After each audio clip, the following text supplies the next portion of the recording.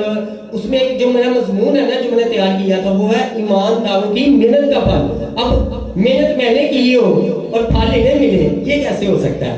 तो क्यों ना हम इसमें ईमानदारों की मेहनत का फल देखें। मरकज़ की अंजील उसका पहला बाब और दूसरा बाब, उसकी पहली आयत और 10 आयत तक हम तलावत सुनेंगे भाई इरफान के साथ। खुदावंद के कलाम में यूं लिखा है, कई दिन बाद वो जब कुफरे नहूम में फिर दाखिल हुआ तो सुना गया कि वो घर में है। फिर इतने आदमी जमा हो गए कि दरवाजा के पास जगह भी न रही और उनको कलाम सुना रहा था।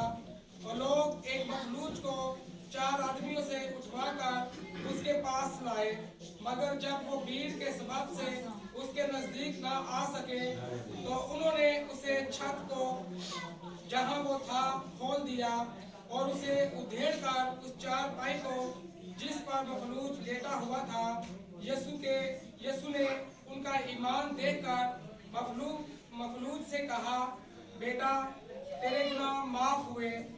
मगर वहां बाज फकिया जो बैठे थे वो अपने दिलों में सोचने लगे कि ये कौन ऐसा कहता है, कुफर बकता है, खुदा के 100 गुनाह कौन माफ कर सकता है। और फिर यीशु ने अपनी रूह से मालूम करके कि वो अपने दिलों में यूं सोचते हैं, उनसे कहा, तुम क्यों अपने दिलों में ये बातें सोचते हो? आसान क्या है मखलूक से ये कहना कि तेरे गुनाह माफ हुए, या ये कहना कि उठ और अपनी चारपाई उठा और चल फिर। आमीन। यीशु मसीह के वसीला से आज का जिंदा कलाम जो तिलावत की गई है हमारी जिंदगी में 100 गुना ज्यादा फल लेकर है। अच्छा, अक्सर हम कहते हैं कि कलाम को सीखें, कलाम को जहन में रखें। जब कोई खुदा का खादम यहाँ पे बोलता है, पास्टर जो है सिंधु साहब, अशरफ सिंधु साहब, शरिया शहरी साहब, तो हमें वो सुन कर लिख लेना चाहिए फौरी। यही मैसेज आप जब किसी और को आगे सुनाते हैं, आगे और किसी को सुनाते हैं, तो बहुत सी लोग बरकत पाते हैं। तो ये जो एक कहानी है, इसमें बहुत सी चीजें सीखने वाली है। ये लिखी नहीं इसी वजह से सिखाई जाए। इसमें मेहनत की है कुछ लोगों ने, जो मरकज़ ने हम लोगों तक पहुंचाई है कि देखो किस लोगों ने मेहनत की और फल किन्हें मिला है। तो इसी तरह हम जब देखते हैं कि मरकज़ उसका 2 बाब पहली आयत में लिखा है कि फिर यीशु मसीह कुफरे नहूम में आया, यानी कि इसमें वो बता रहा है कि पहले भी यीशु मसीह यहाँ पर आते रहे हैं। उसने फिर का वर्ड इस वजह यूज किया है कि वो फिर, यानी कि चांद भाई फिर आ गए हैं, अपनी गए थे दोबारा कल परसों कल भी घर गए। तो ये मरकज़ ने ये बात की कि फिर यीशु मसीह कफरे नहूम में आया।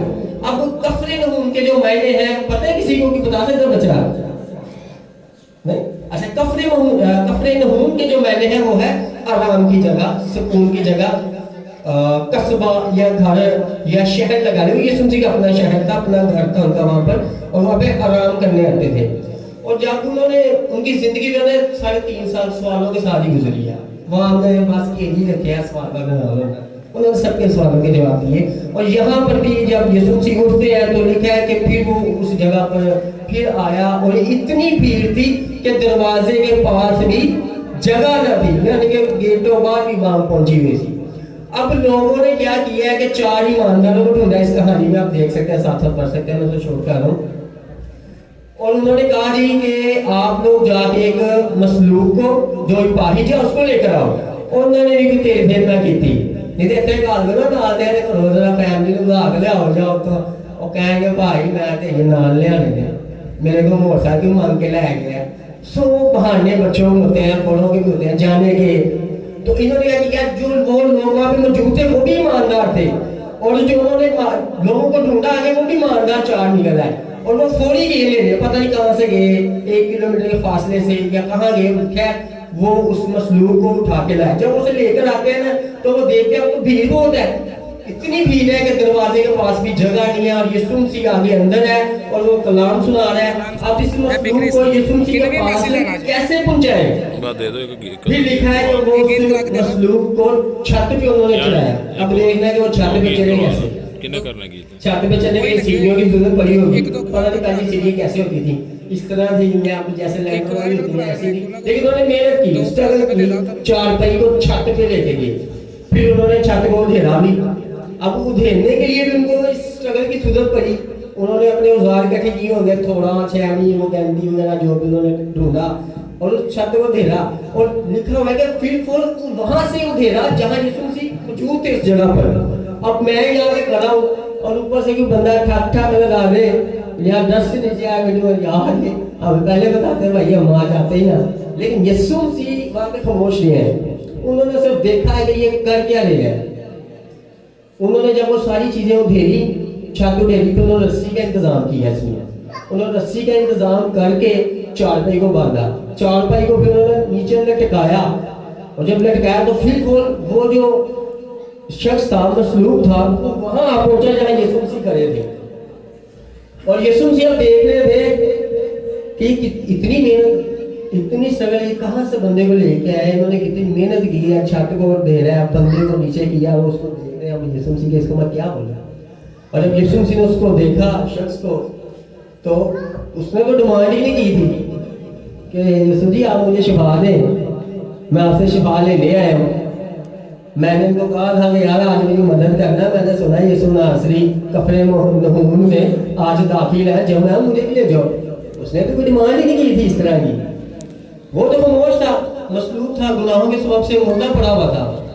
वो सिर्फ और सिर्फ अगर यीशु मसीह ने देखा ना तो वो ईमानदारों की मेहनत देखी थी, उन्होंने ईमानदारों की स्ट्रगल देखी कि यार इन्होंने इतनी मेहनत इतनी स्ट्रगल की है। तो जब उन्होंने देखा तो उसने कहा जा भाई तेरे गुनाह माफ किए।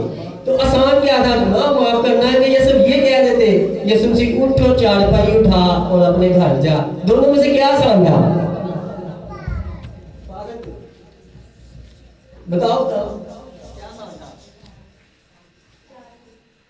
चाबी था। यीशु मसीह उसके गुनाह क्यों माफ किए थे? क्योंकि वो अपने गुनाहों के सबब से मुर्दा था, वो अपने गुनाहों के सबब सही पाहिज हो चुका था। इस वजह से यीशु मसीह ने उसे कहा भाई साहब,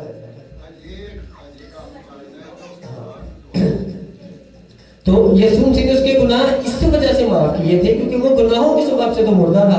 तो यीशु मसीह ने कहा कि तेरे गुनाह माफ हुए, अब तो अपनी चारपाई उठा और अपने घर में जा। वहां पे इसमें लिखा है कि फकीर और फरीसी वहां से पहले से मौजूद थे। उन्होंने ताजुब किया बड़ा, यार इसने बड़ा काम किया है, इसने ये क्यों नहीं कहा, क्या नहीं सोचा, लेकिन जी ने भी सोचा। ये सारी चीजें जो है ना अगर आप लोग की मेहनत करेंगे ना, जी सिद्धू साहब है, आप उनसे दुआ करेंगे शिफा पाएंगे, ईमान आपका लेकिन यकीन है वो शिफा पाएगा। अगर आप कोई स्ट्रगल करते थे, कराची से किसी शख्स को लेकर आते अपने साथ कि जी मेरे चर्च में बड़ी शिफा है, मेरे चर्च में बड़े मोजज़ात होते हैं, ये आपका ईमान है। आप उसको बार बार स्ट्रगल करते हैं, उसको दावत देते हैं कि यार आओ आओ आओ, तो उसका तो ईमान नहीं है ना। लेकिन क्या होता है कि आपके ईमान के वसीला से वो शख्स शिफा पाता है। इसी तरह मेरी जिंदगी में इस तरह काम हुए हैं कि मैं जब पास्टर जुवेद सिंधु साहब से कहता था कि सर मेरी जिंदगी में ये रुकावट है, ये मुश्किलात है, या मेरा ये कजन है, मेरा भाई है, उसने यकीनन शिफा पाई है। खुदा आप सबको इस चीज इस कलाम के वसीला से और इस मैसेज के और इस कहानी के वसीला से बरकत दे। आमीन।